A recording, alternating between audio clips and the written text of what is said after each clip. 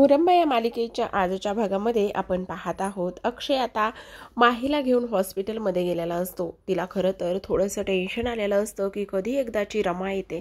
आता जर मी डॉक्टरांकडे गेले तर त्यांनी चेक केलं आणि मला पोट नाहीये, हा फक्त पॅड आहे असा संशय जर आला तर काय करू। आता मात्र तिथे माही सतत पाय हलवत बसलेली असते आणि तेव्हाच अक्षय तिच्यावर ओरडतो, अगं असं काय सतत पाय हलवत बसलेस, बाळ आराम करत असेल, झोपलं असेल तर त्याला निवांत झोपू देत ना। आणि तेवढ्यातच आता डॉक्टर आलेले असतात आणि डॉक्टर म्हणजेच नर्सनी असं सांगितलेलं असतं की रमा मुकादम यांना आतमध्ये बोलावले। आणि तेव्हाच आता इथे अक्षय म्हणत असतो, मी आत येऊ का। तेव्हा इथे नर्सने सांगितलेलं असतं की नाही, तुम्हाला आत्ता आतमध्ये यायचं नाहीये। त्यामुळे अक्षय आहे त्याच ठिकाणी इथे बसलेला असतो। तेवढ्यातच आता तिथे रमा आलेली असते आणि रमा आल्याच्या नंतर अक्षयला ती पाहते। आता अक्षय समोर असतो, पायावर पाय टाकून मस्त मोबाईलमध्ये त्याचं लक्ष असतं। आता रमाच्या मनामध्ये विचार येतो, अक्षय समोरून जायचंय पण कसं जावा। आणि त्यासोबतच अक्षयला थोडा जरी संशय आला तर मग मात्र खूप मोठा गोंधळ इथे होऊ शकतो। त्यामुळे खूपच मोठी इथे काळजी सुद्धा घेऊन आपल्याला आतमध्ये जावं लागेल असा ती विचार करते आणि लगेचच डोक्याला ओढणी बांधते, तोंड कव्हर करते आणि तिथून ती निघत असते।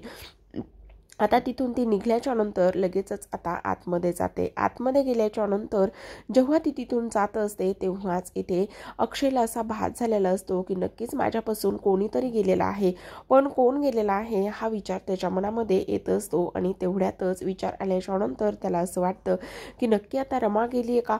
इकडे तोवरच डॉक्टरनी इथे माहीला चेक केलेलं असतं आणि माहीला चेक केल्याच्या नंतर ते एका गोष्टीचा विचार करतात, हे सगळं काय आहे, म्हणजे हिच्यामध्ये पोटच नाहीये आणि त्यासोबतच ही पॅड लावून फिरते।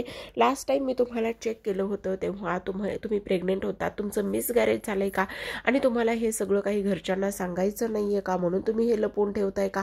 आणि तेवढ्यातच तिथे आता रमा आलेली असते। रमा त्यांच्या समोर हात जोडते, प्लीज तुम्ही असं कोणाला काही सांगू नका, कृपया थोडीशी आमची मदत करा, आम्ही खूप मोठ्या अडचणीत आहोत, आम्ही दोघी जुळ्या बहिणी आहोत असं माही सांगते। आणि मी प्रेग्नेंट आहे, तुम्ही आतापर्यंत जिला चेक करत होता, जिला तपासत होता ती मी आहे आणि ही प्रेग्नेंट नाहीये। आणि तेव्हाच आता डॉक्टर म्हणत असतात, पण मी असं हे सगळं काही नाही करू शकत, मी तुमची मदत सुद्धा नाही करू शकत। तेव्हाच आता इथे माही म्हणत असते, हे पैसे घ्या आणि हे पैसे घेऊन तुम्ही गपचूप आमचं काम करा। तेव्हाच आता इथे डॉक्टर म्हणत असतात, नाही मी असं काहीच करणार नाहीये, मी आत्ताच्या आत्ता इथे पोलिसांना फोन करते आणि लगेचच इथे मी पोलिसांना सांगते। तेव्हा आता रमाच्या हात जोडण्यामुळे आणि विनंतीमुळे इथे आता डॉक्टरने निर्णय घेतलेला असतो, त्या दोघींना चेंज करायला आतमध्ये पाठवलेलं असतं आणि अक्षय मुकादमांना थोड्या वेळाने आत पाठवा म्हणून सुद्धा सांगण्यात आलेलं असतं।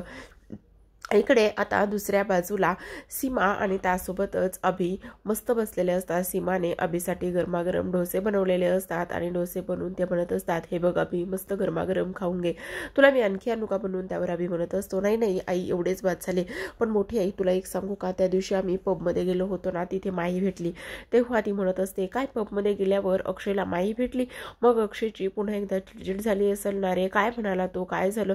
तेव्हा इथे अभि म्हणत असतो, हो त्याची खूप चिडचिड झाली आणि तो तिला गेला बोलायला। तेव्हा सीमा म्हणत असते, कशाला जायचं त्यांनी मुगतच तिला बोलायला। तेव्हा आता अभि म्हणत असतो, अगं तुला सांगू का, एवढी नाचत होती आणि त्यासोबतच नाचत असताना एका मुलाने तिचा हात पकडला आणि हात पकडल्याच्या नंतरच आता इथे तिच्या हातावर वण सुद्धा उमटले। इकडे मात्र आता डॉक्टरनी रमाला चेक केलेलं असतं आणि अक्षयला बोलावून घेतलेलं असतं आणि सांगितलेलं असतं की सगळं काही व्यवस्थित आहे, हे बघा तुमचं बाळ सोनोग्राफीचे रिपोर्ट समोर असतात।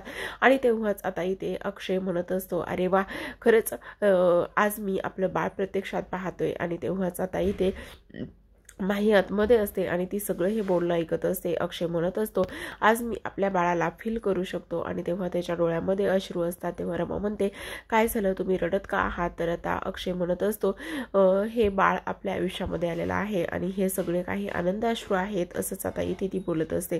तेवढ्यातच आता बाळाने लात मारली असं रमा सांगत असते आणि तेव्हाच अक्षय तिच्या पोटावर हात ठेवत असतो आणि तेव्हा रमा म्हणत असते, बघा ना आपल्या बाळाने लात मारली। असं म्हणता क्षणी आता इथे अक्षय म्हणत असतो, अगं लात नाही मारली, त्याने आपल्या आयुष्यामध्ये पहिलं पाऊल ठेवलेलं आहे असंच आता इथे तो तिला सांगतो. आणि तेव्हाच ह्या गोष्टी सांगितल्याच्या नंतर मात्र रमाला खूपच जास्त आनंद झालेला असतो. ती म्हणत असते, हो आज त्याचा बाबा त्याच्यासोबत आहे ना म्हणून हे सगळं आहे. तेव्हाच अक्षय म्हणत असतो, आज सोबत आहे म्हणजे मी तर रोजच सोबत असतो ना. तेव्हा आता रमा म्हणत असते, हो पण त्याने आज लात मारली तेव्हा तुम्ही ते अनुभवलंय ना. इकडे अक्षयच्या डोळ्यामध्ये मात्र पाणी आलेलं असतं. तेव्हाच आता इथे जो अक्षय आहे, अक्षय आणि रमा बाहेर येऊन बसतात आणि तेव्हाच अक्षय खूप आनंदात असतो. आता ह्या दोघांना घरी जायचं असतं, पण अक्षय म्हणत असतो, मला आता अर्जंटच ऑफिसला जावं लागणार आहे. त्यामुळे रमा तू एक काम कर, तू आता लगेचच कॅबने जातेस का घरी, आणि किंवा तू गाडी घेऊन जा, मी कॅबने ऑफिसला जातो असं इथे तो सांगतो. आणि तेव्हाच आता ह्या गोष्टी सांगितल्याच्या नंतर रमा म्हणत असते, ठीक आहे मी जाईल, तुम्ही नका काळजी करू. आणि त्यासोबत सगळ्यात महत्त्वाची गोष्ट म्हणजेच की आता इथे मला डॉक्टरांशी थोडंसं बोलायचं आहे आणि काही प्रश्नसुद्धा विचारायचे आहेत, काही पथ्याबद्दल आणि त्याचबरोबर काही खाण्याबद्दल विचारायचं आहे. तुम्ही गेलात तरीसुद्धा चालेल, मी थोडंसं डॉक्टरांशी बोलून येते. इकडे मात्र माही म्हणत असते, आता तुला काय अक्षयबरोबर एन्जॉय करून घ्यायचं आहे तेवढं घे, पण एक दिवस मीच आता इथे अक्षयसोबत असणार आहे. ह्या सगळ्या गोष्टी माही मनातच बोलत असते. माही तर ह्या सगळ्या गोष्टी इथे बोलते, पण माही या सगळ्या गोष्टी बोलल्याच्या नंतर मात्र आता इकडे दुसऱ्या बाजूला जी रमा आहे, रमाला आता हे सगळं काही सहन होत नसतं. किती नाही म्हटलं तरीसुद्धा एक दिवस असा येईल की मी मुकादमांच्या घरी अगदी हक्काने आणि मानाने पाऊल ठेवेल आणि हे सगळं काही माझ्या मुलाला मी सगळं काही मिळवून देईल असाच इथे ती विचार करत असते. आता इकडे अक्षय तिला ह्या सगळ्या गोष्टी सांगितल्याच्या नंतर तो म्हणत असतो, ठीक आहे आता मी निघतो. असं म्हणूनच अक्षय हा जातो आणि तो तिला हेही सांगून जात असतो की तू नक्की जाशील ना, व्यवस्थित काळजी घे आणि व्यवस्थित जा. आणि तेव्हाच आता इथे जी माही आहे ती म्हणत असते, चला चेंज करायचं आहे ना, नाहीतर हे अशा कपड्यामध्ये जाणार आहेस का. असं म्हणूनच आता रमा आणि माही पुन्हा एकदा चेंज करायला जातात. तेव्हा आता माही म्हणत असते की किती जरी झालं तरी सुद्धा आता हे क्षण जे आहे तो अक्षय बरोबर जगून घे, किती काही झालं तरी सुद्धा अक्षय माझा आहे. पण रमा म्हणत असते, त्याची काळजी तू करू नकोस, किती नाही म्हटलं तरी अक्षय हा फक्त आणि फक्त इथे माझाच आहे आणि तू किती जरी लपून ठेवायचा प्रयत्न केलास तरी इथे त्यांना भास खऱ्या रमाचाच होतो. इकडे आता सीमा भाज्या निवडत बसलेली असते आणि माहीने तिच्याकरिता चहा बनवून आणलेला असतो. तेव्हाच माहीच्या हातावरचे वन सीमाला दिसतात आणि ती विचार करते की हिच्या हातावरती हे वन म्हणजे अभि काय सांगत होता, तर माहीच्या हातावरती वन होते. त्या मुलाने तिला हाताला जोरात पकडल्यामुळे तिच्या हातावरती वन आले होते. मग ही कोण आहे, ही माही आहे का, अशीच आता इथे सीमा विचार करते.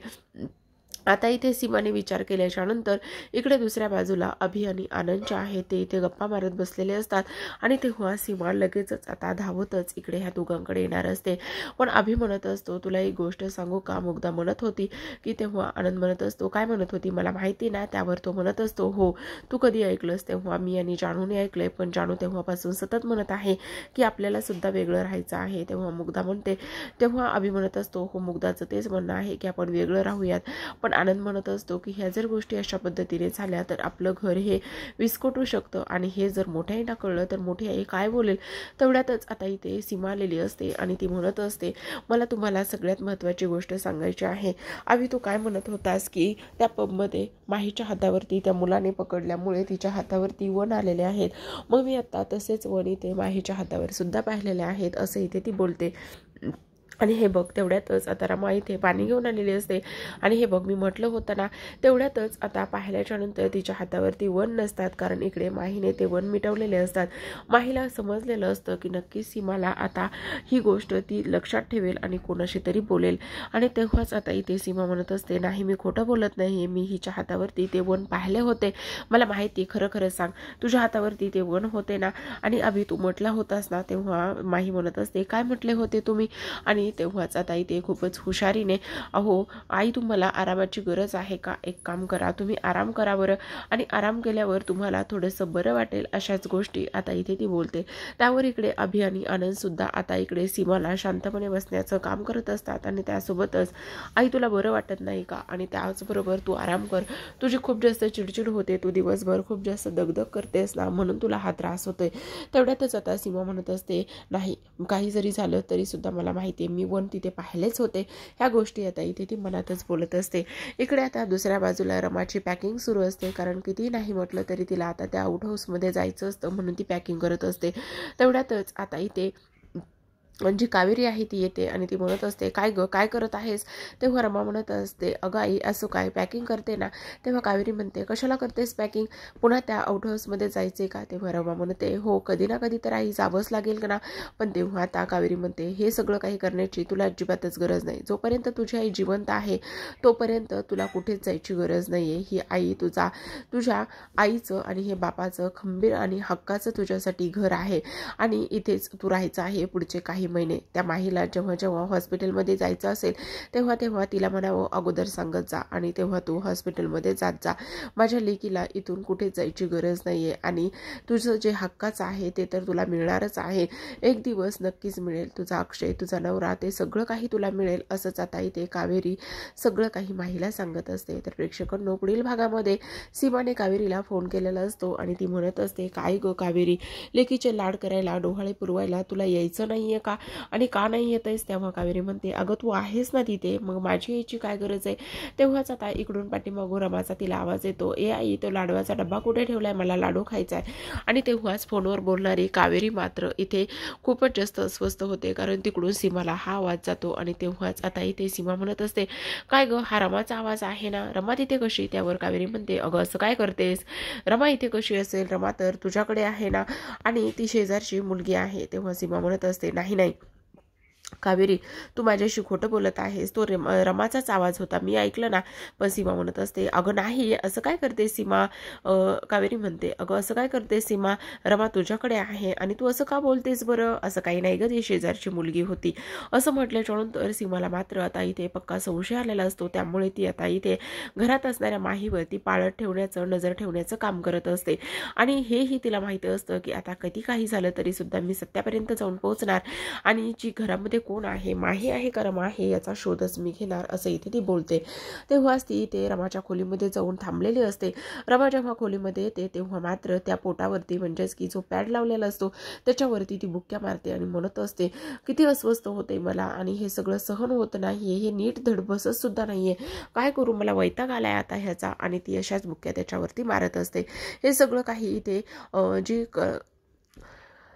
सीमा हे सगळं काही पाहते आणि सीमाने हे सगळं काही पाहिल्याच्या नंतर ती म्हणत असते, म्हणजे ह्या घरामध्ये राहणारी व्यक्ती दुसरी तिसरी कोणीही नसून तरीही माही आहे. आता मात्र ह्या सगळ्या गोष्टींचा शोध घेतलाच पाहिजे. म्हणूनच आता सीमाच्या विचारामध्ये खूप जास्त फरक पडतो आणि ती माहीचं हे पितळ मात्र कशा पद्धतीने उघड करते आणि रमा कुठे आहे याचा शोध घेत असते. तर पाहत रहा मुरंबा.